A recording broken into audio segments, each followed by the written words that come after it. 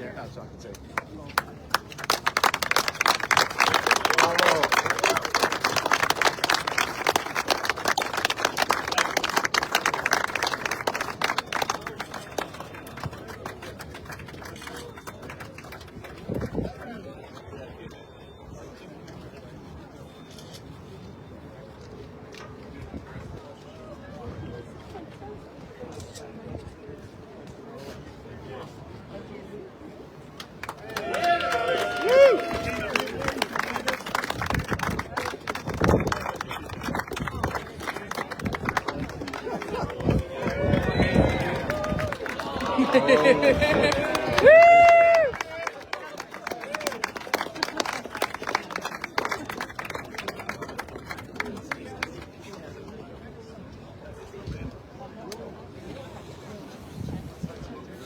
That angle.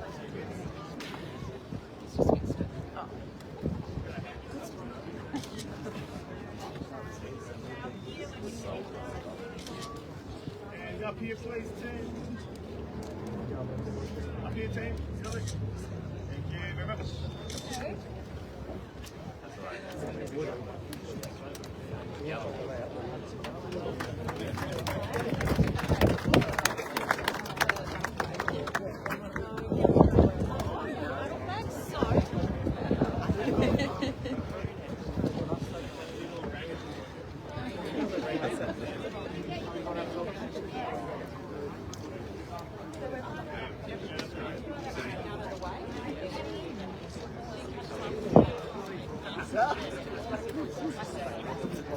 Up here, team, please. Thank you.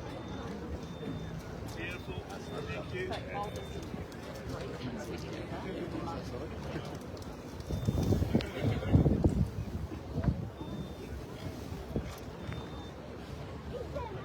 I've got some more fun things to do yet.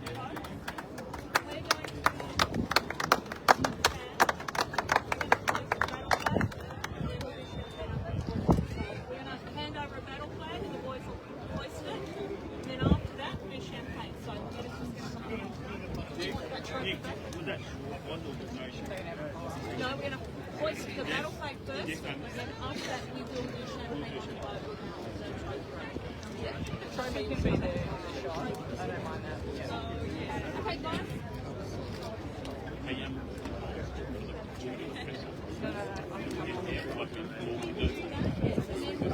Oh, okay.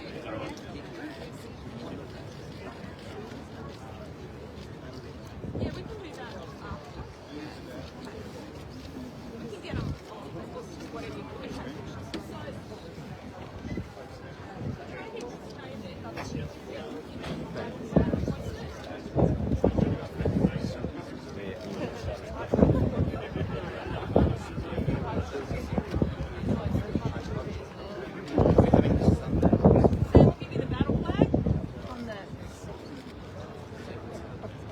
Hand that over, and if we can hoist it straight away, please. While we're waiting to sort it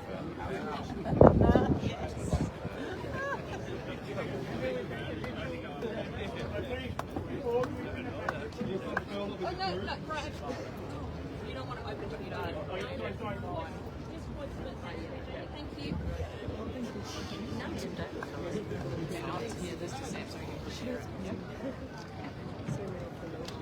So we're just going to, while that's being hoisted, Sam can start shaking the champagne. Only once it's hoisted. And please, Sam, wait until don't tweet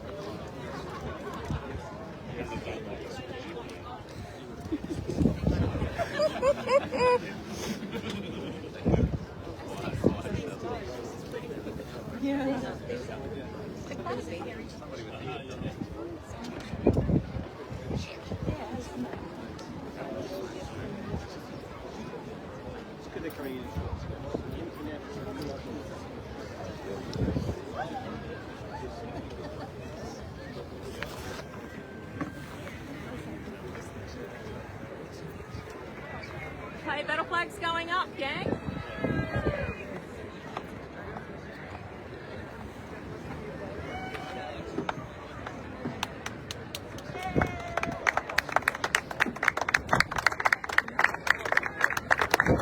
Well done, DB. You can put a flag up.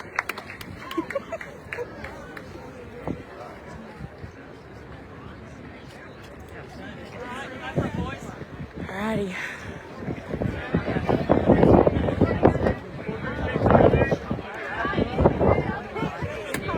Oh yeah!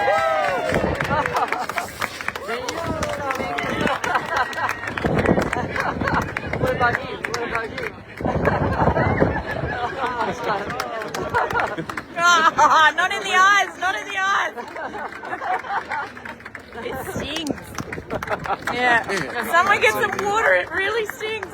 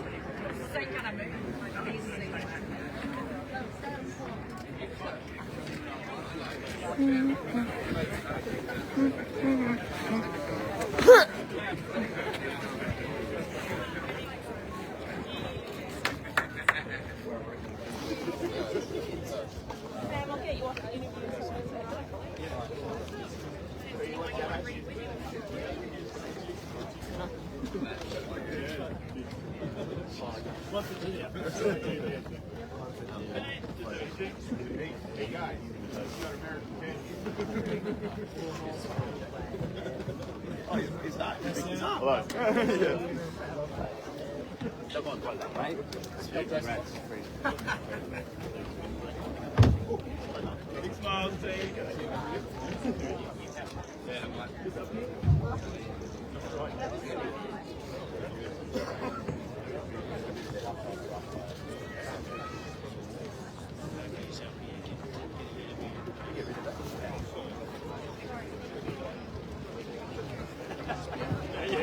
It's no good anymore. Jack, can we get a photo of you? I'm not sure. But yeah, sure. Yeah, You got a Tassie boys in the room? well, look, the brothers. Yay, brothers. Sorry, mate. Yeah, I'll try to Sam.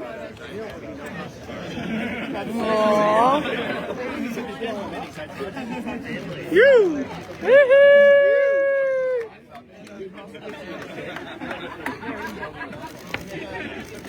Thank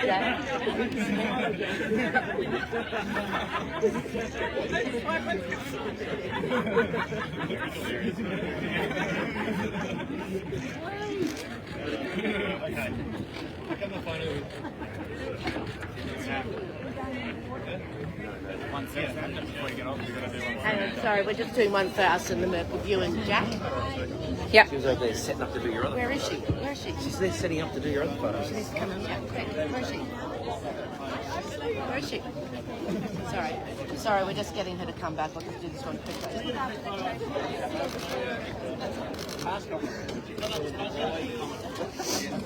To number 13. It was nice. Just going to get one shot with everyone under Thank you. Chapo, under the winner flag.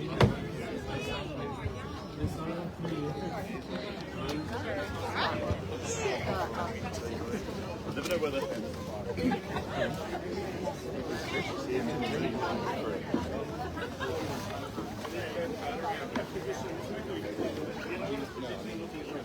come forward there.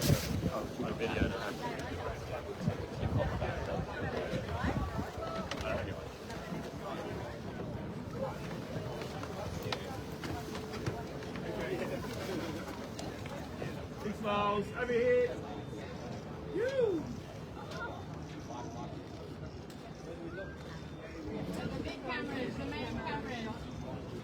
Big cameras, different sizes. Oh, come on, flag, there we go. Thanks on the height.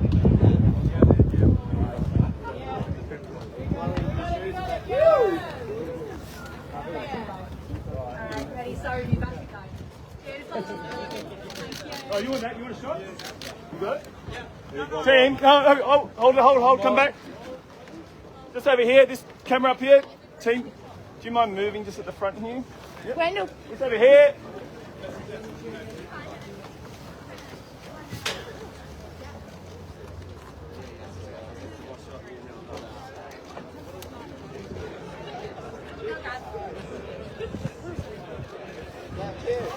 Guys, cheering!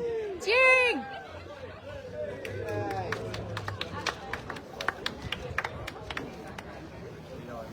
Oh.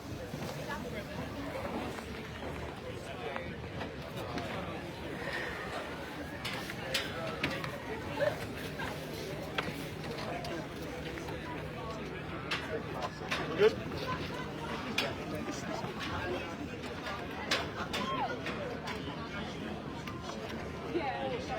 There's lots of moving pieces when coordinating something that looks good in newspapers, for those who didn't know.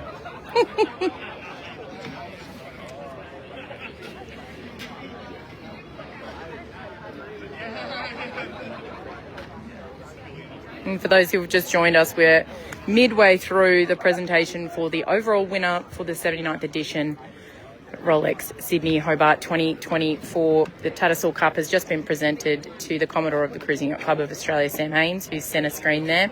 They're about to do an all-in as well. We will have a highlights package from this presentation, as well as the highlights package for Ocean Crusaders finishing, and also Active again finishing up soon, as well as images to come. So much content, we're just keeping it on rolling. A little bit of a gap until the next live finish, which will be Spa, currently leading IRC Division 2.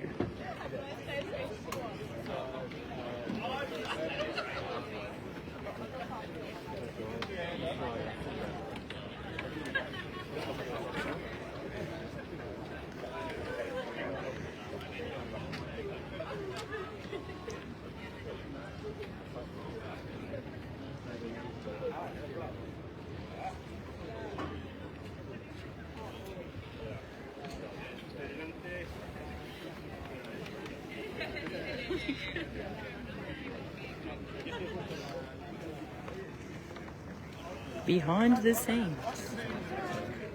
Here we go.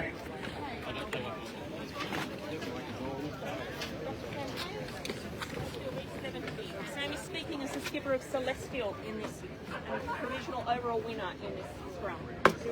Okay, Seven's happy. Sam wants to say a few words before he opens up for questions. Yeah, good afternoon everyone. I just would also like to say that we are very conscious of the events that occurred in this race. The tragic loss of 2 lives, fellow competitors. It's something that's on the mind of myself and the crew. We're very thoughtful about that and saddened, and we're thinking of the families of those involved at this time. We are here to ask questions and talk about the win, overall provisional announcement just now, but I'm mindful of the occurrence of this race, the tragic loss of lives, so I just would like to say that. And I'm also happy to answer any questions that may be asked. Thank you. How challenging were the conditions for you when you did come in? It was a race forecast which was challenging. We knew that. It was conditions which suited this type of boat, so we were quite pleased, I suppose. We gave ourselves a chance with the type of sailing that we knew this boat was capable of doing, with the crew that we have, and it was, unfolded as part of the boat enormously to have those type of conditions. It's an ocean-going boat, but it was hard work. Particularly the stretch across Bass Strait was the most difficult for us. every boat's in different weather, you know, stretched out across the track. But yeah, we negotiated that transition between the northerly breeze, which was quite small, obviously strong breezes, and then into the transition to the front, and positioned the boat really well for the crossing of Bass Strait, but it was very hard. On a lighter note, spirits were high just then. How's everyone feeling at this point? Yeah, we're really, obviously, very, very pleased with it. It's a strong crew. We've been together through, you know, a lot of different sailing, and to be able to experience, this is my second win, 2022. Was the previous, obviously, and yeah, a lot of the same people on the boat, and we're just, you know, just so much joy, I suppose, of being able to perform at that level and get to the point where you're able to hold that trophy once more. Sam, you were pretty determined to be Commodore who sails in the race, as opposed to be Commodore that wins it, and was that always the plan? My plan is to try and win the race when we step into it, but yeah, I was planning to be the sailing Commodore when I knew that I was going to go through to that position. I wanted to sail. I did sell my boat, so it looked like I wasn't going to, and very quickly this other yacht became, you know, part of the discussion, and even though I might have sort of looked like I wasn't going to, I always knew that I would. So there we are. But I think there's you know, it's important for the club, it's great for the sport, it's not just my own, you know, personal achievements, it's something for the Cruising Yacht Club. One of the great members there, John Keelty, whenever he sees me, grabs my hands and says, we really want to start in Commodore, you're the man, you've got to do it, and you've got to win. And he, you know, he was just one of the many of the club members that I talked to that are very supportive of the Commodore sailing. Obviously, I've also got David Jacobs, my vice Commodore here, and he's been wonderful support to the board of directors and so forth. So yeah, it's a great thing to be able to do. Is that added aspect compared to 2022? Yeah, it is something, you know, as a special note to this particular race for me. So yeah, definitely. It's an extraordinary achievement, but as you sort of touched on before, is it a bit bittersweet under the circumstances? Yeah, look, it's something that we're mindful of course, and you know, it is very sad to know that this happened in the race, this event. So yeah, I think it does, you know, that is some of the joy. But you know, I think more so,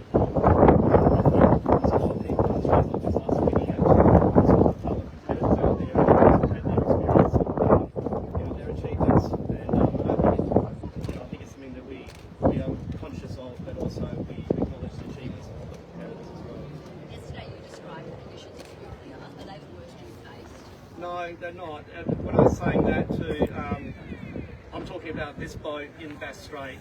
I was quite specific about that. It wasn't in the conditions on the New South Wales coast, but it was nuclear on this boat. We have a yacht that's powering at a high speed because it's built for that type of sailing, and the amount of water coming over the deck, the waves crashing over it, it spears through waves. It doesn't skip across the beach. It just takes them on.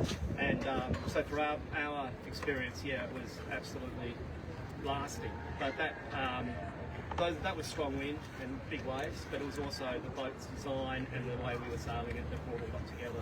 There's been a lot of discussion about investigations and potentially an inquiry. Just as a sailor, would you support that and seeing how things maybe could change in the future if they need to? Look, I think, yeah, definitely. As a competitor for sailing and for sport, anything that happens of any nature needs to be looked at. I know that there will be an opportunity later today. David Jacobs, the Vice Commodore, will be talking again in another press conference, and that he'll be addressing some of these things. That's what we mean. What do you mean?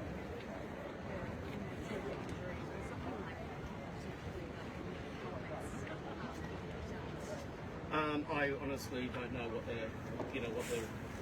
findings will be. I don't really know enough about it to really comment on it either, so I'm not sure exactly the circumstances.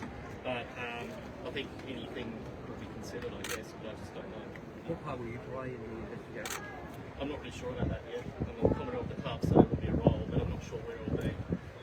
I think all that will come through in the future. Right now, we you know, haven't made those moves as a Commodore and as a race winner, you'll bring a unique perspective to that investigation? I think that anyone that's involved in the race, and there's a lot of very experienced racers out there that will have input into any investigation. So there will be all sorts of options for expert advice, not just from me as a competitor and the Commodore. You carry a helmet on your boat? Yeah, we carry a helmet, but not for the purpose of what you're talking about, I think. We'll use up the mast. Yeah, a lot of these type of boats will have that as part of safety gear, because up the mast is an area where the injuries can occur.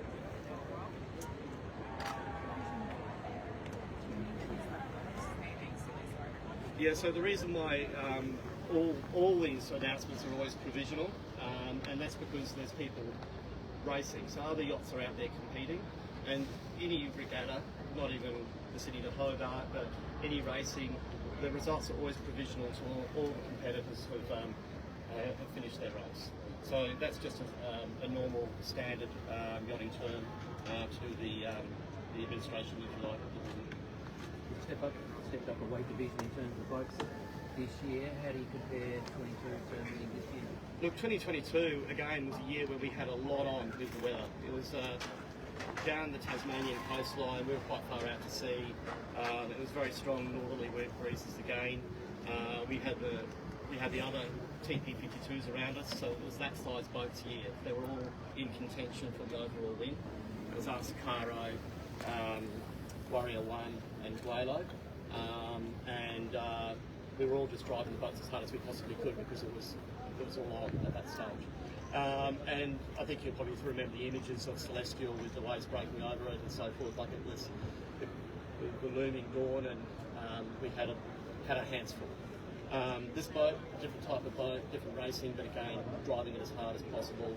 And then what I mentioned, going across the Bass Strait, that was the moment we knew that we were making our gains.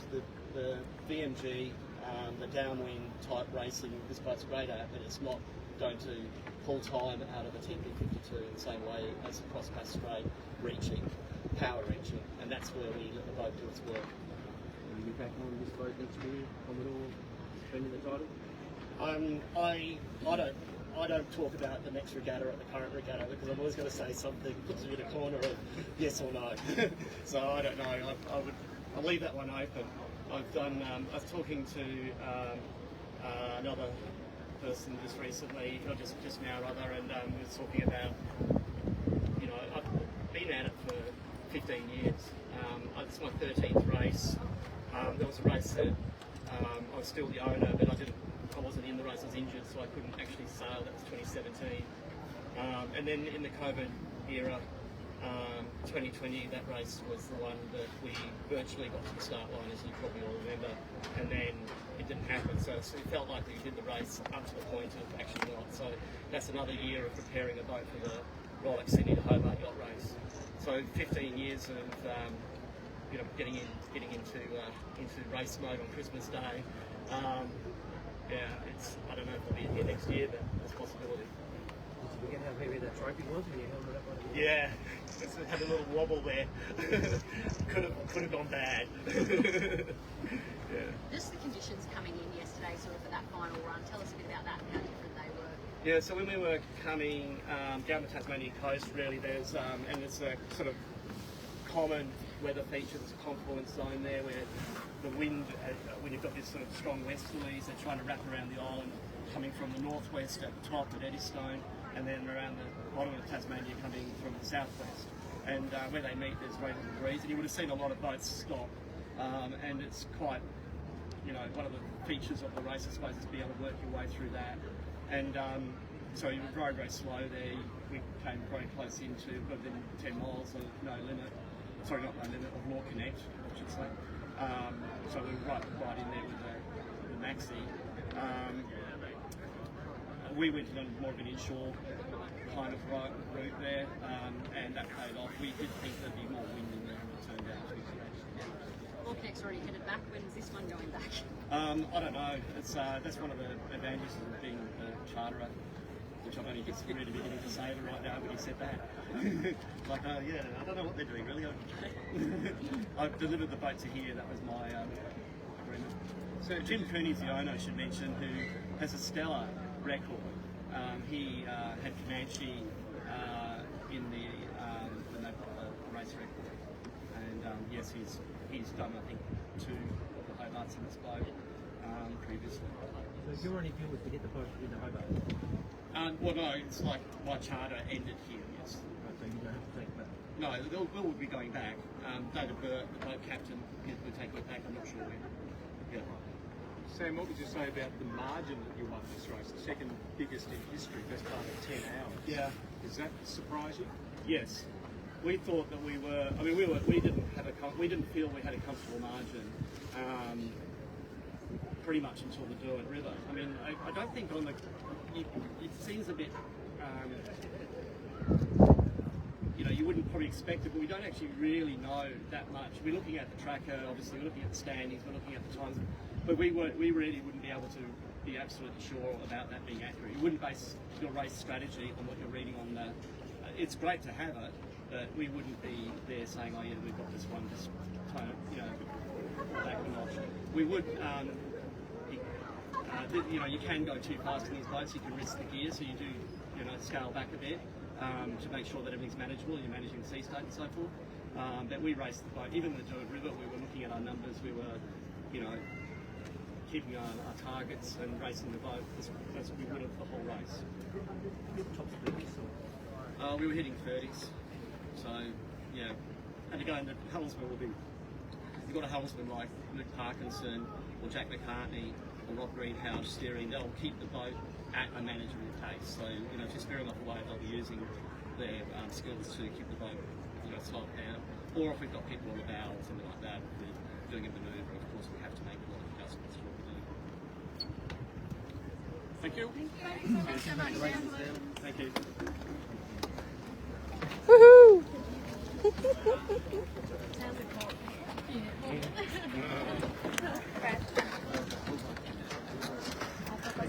Back in the media centre. Sure. Hello. Are we ending live? We're ending the live now. Yes. No, that was so exciting, Joshy. Tune in next time at Sunny Girl HQ.